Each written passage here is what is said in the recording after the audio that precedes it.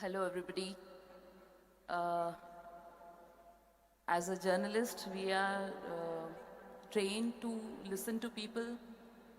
We are trained to be in the field. This is the first time I'm doing something like this, like I'm talking about my work in front of a gathering. Uh, thanks to MIT, WPU for giving me a chance to be among such dignitaries and such senior people. Um, I work on the margins.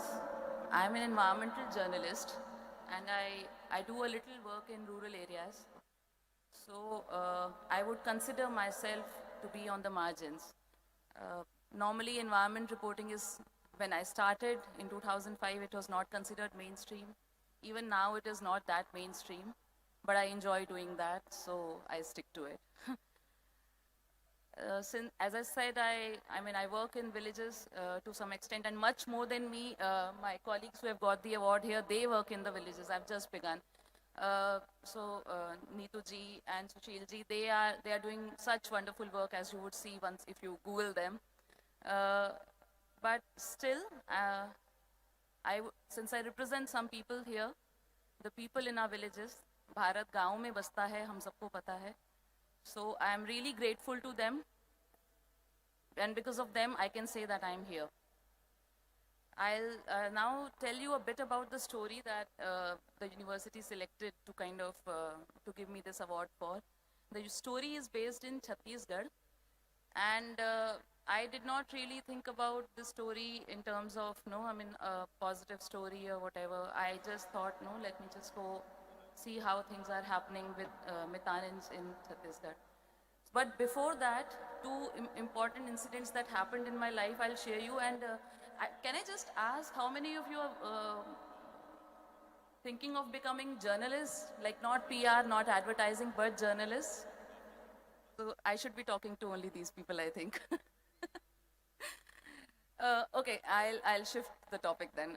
I'll just tell you about my experience in that case. When we go out in the field, it's not all hunky-dory, especially when we go out to places which are really not cities. So when I went to Chattisgarh, just before going to meet MITANINS, I met people to do a story who had not eaten for 3 days. And I'm not joking. It was very difficult for me to even talk to them because I was still thinking of my story, and these were the people who hadn't had a meal. So I felt like a voyeur. I felt very voyeuristic and narcissistic in that sense. So it's not always easy to go out, but still it's our social responsibility to do it somehow. Another thing I felt during my field experience is that when we go to villages especially, we see a life which is totally different from what we are thinking here. एक बायगा आदिवासी आशा worker थी, उनका कहना था कि हम लोगों को medical system के बारे में सब कुछ पता है, हमारी अपनी जड़ी बूटियां बहुत अच्छी हैं, मुझे नहीं पता हमको क्यों बोला जा रहा है कि हम एलोपैथिक दवाई बांटें. और सच्ची में उनका सिस्टम बहुत अच्छा था, हम लोगों एलोपैथिक मेडिसिन से बहुत ज़्यादा स्ट्रॉन्ग था. So these are the questions that come out for us to, how do we really deal with it? हम लोग कुछ और ही प्रोपेगेंडा कर रहे हैं, जिंदगी गांव में कुछ और ही चल रही है. So this MITANIN story title, MITANIN means a friend. In Chhattisgarh, the meaning of MITANIN is a friend. So the whole Asha worker system, if you know about, the community health workers started from Chhattisgarh. As a state, they were the first ones to start it. But I realized how over a period of time, they just became this, and they started as honorary workers. They were not getting paid for this.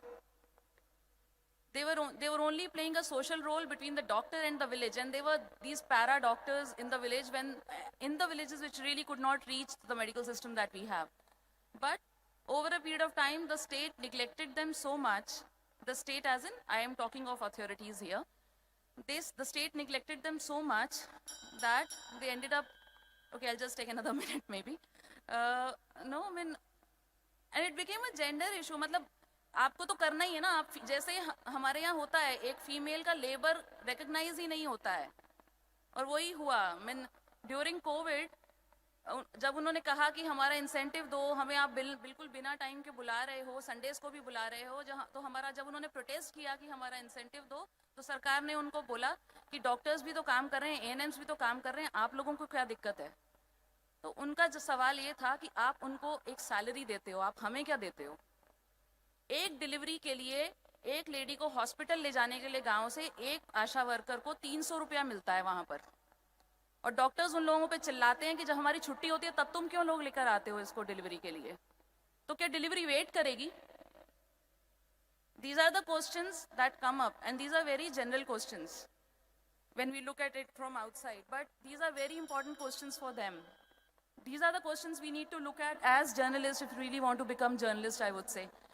Uh, Another just very small thing I want to say is, no, I mean, मैं 17 साल से काम कर रही हूँ, थोड़ा light work भी किया बीच में, but then I also had my aspirations, and honestly my aspiration was good food and travel. That is why I became a journalist. But कैसे वो aspiration बढ़ के, no, I mean, आज ऐसी हो गई है कि मतलब my aspiration is now meeting my people, meeting my country, understanding my country. It's a never-ending hunger. No, so I only want to say right now to you is, no, I mean, journalism mar nahi raha hai. People will tell you there's saturation in journalism, don't do it, get out, get to other fields. There is no saturation because we have not discovered the stories we need to write about. Go to the villages, that can be my only message. Go to the villages, discover stories, have good food, travel, and also fulfill the social purpose that journalism has. Thank you.